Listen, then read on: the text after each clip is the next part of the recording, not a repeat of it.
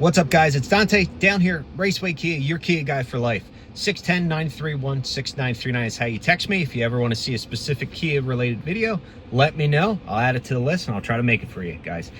Real quick, today we're sitting in a beautiful 2025 Kia Sportage plug-in hybrid prestige worldwide model. And in this video, I'm going to show you how to quickly reset your service interval. In case you've owned the car for a few years, you just got your oil change.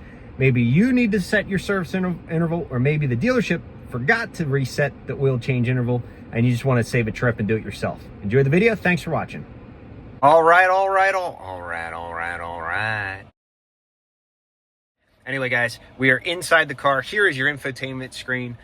Radio's off, media's off, the car is running. So we're going to go simply to the touchscreen. We're going to swipe to the left. We're going to hit setup. From setup, we're then going to go to vehicle. You're going to scroll down on the left menu to convenience. From convenience, you're going to go here where it says oil change reminder. Tap oil change reminder. This car, of course, brand new. Remaining percentage 100%. If we had to, we would hit reset. We're going to hit yes. Has the engine oil been changed? And just like that, your oil change service interval has been reset.